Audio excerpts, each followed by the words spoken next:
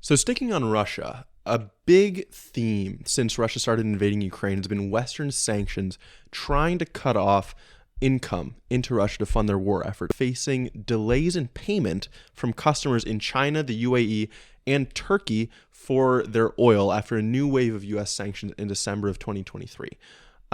Banks started to require written guarantees from their clients that no person or entity from the U.S. Special Designated Nationals list is involved in the deal. So that's the list of every person that the U.S. has sanctioned that is related in any way they think to the Russian military effort or the government.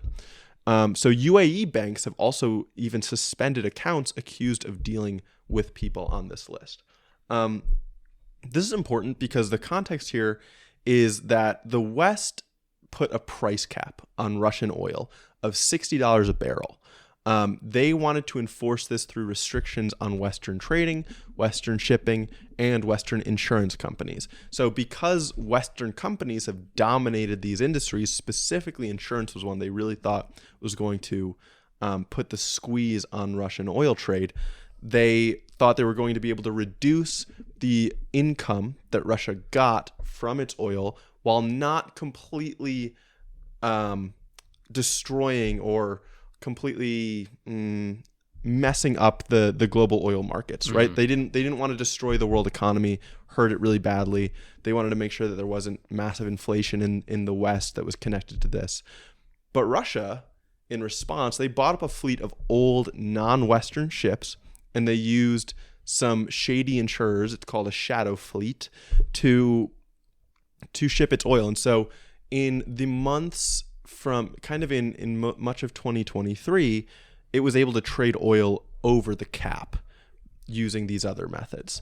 But then Biden issued a new executive order in 2023 in December, that basically extended the scope of who would be punished if they were dealing with Russian oil that was trading over the cap. So it's not only just the shippers and the traders and the insurers, but now it's the banks that these companies all use to facilitate the transactions. And so the banks are cracking down and making sure that nobody is doing that. No one is trading over the cap. They've been asking for info regarding the individuals who own and operate the companies involved in the deals, right? So apparently this is having an effect. This, according to the reporting, oil income is starting to be decreased by this.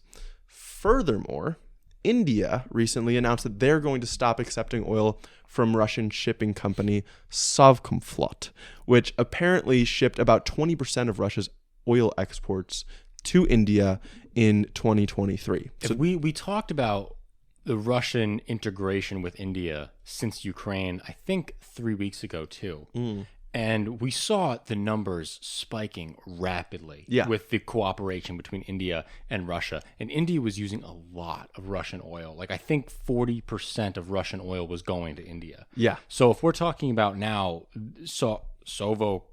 That's what I'm going for. That's good. Isn't going to India anymore. That's a huge reduction in their oil sales abroad. And India's been buying Russian oil on the cheap because they've had no reason not to. And this new wave of sanctions is making it so that they have a reason not to. Yes. Yeah, that's the idea. There was also a Bloomberg article that came out recently that mentioned the Sanctions rejection from India, but also said dozens of other Russian tankers have started to be refused at ports. They have oil that's just floating around in the ocean that they can't offload anywhere because no one is willing to buy it because of these new U.S. sanctions. Listen, I trust Bloomberg as a source, okay? But I checked, there's also a website that's supposedly tracking the income that Russia's making from fossil fuel exports since the beginning of the war. And since December of 2023, there is really no discernible difference in the income that is made from crude oil. And we have a screenshot here that shows that. Yeah. So I'm not sure what's going on. I'm not sure if this website that I got it from, which is russiafossiltracker.com, is incorrect. It seems to have some robust methodology as far as whatever data is available. And I think it's right to be skeptical because we know that sanctions haven't been super effective at times thus far. Right. And I'm not convinced. I'm not going to be convinced that they work until we hear like a direct response from Russia itself. Like almost, or like I'm waiting for Russia to do/say something that admits they worked. Not a direct, when I say that, I don't mean like they come out and they say that, oh man, these sanctions are crippling us. I'm waiting for them to do a massive policy change indicating that they were somewhat affected. You know what I mean? Do you have any idea what that would look like, though? No, I don't know until I would see it. I have no idea. Like, I don't know what they could even do. But like think about this. Like, we thought that it was going to be super successful until they bought a shadow fleet, right? I would have never been able to guess that they bought a shadow fleet. Sure. Right? But I think that's the value of going after these secondary institutions. Oh yeah. I mean, like, yeah, if we they're go after not the banks. I don't know, whatever the banking equivalent, the UAE bank equivalent of Yeah. buying a shadow fleet is. I don't think they're going to go to that trouble. Right. That's true. So I'll say the one quote that this Reuters article had from Dmitry Peskov, who is a Kremlin spokesperson, was, of course, unprecedented pressure from the United States and the European Union on the People's Republic of China continues, which is basically not helpful for our purposes at all. It's extremely broad. Right. Definitely not a solid policy change from them. Right.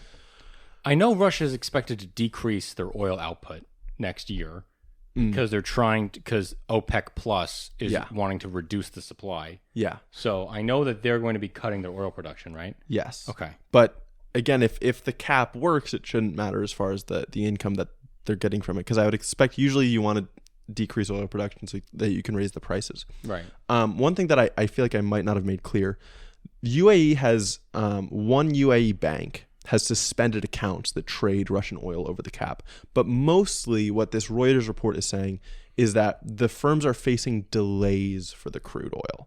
So they're still getting payments, but they're going through a lot more, I don't know if bureaucracy, but paperwork and extra steps to be cautious and make sure that the oil they're trading isn't happening over the cap. Do we know that when these sanctions for the banks that do business with the Russian oil traders, when those took effect? Because if these articles December. They took effect in December, Yes. But India is only stopping doing it now. I'm not sure India is only stopping doing it now, but the reporting has come out now. Right. So like that's what I'm confused about is how like I don't know enough about this, right? So like it took a 3-month lead time, 4-month lead time in order for these sanctions to actually hit into effect, because maybe that's why we don't see it in the charts yet. I'm wondering if they thought that they would be able to still keep trading the crude profitably. But then, for example, now that these processes are taking so long and they need all this approval from the bankers and they need to get all this information about, who are the owners of the ships and who are the owners of the oil and everything like that, the costs that are incurred from that process is making it so that it isn't profitable. Yeah, that makes sense. That makes sense.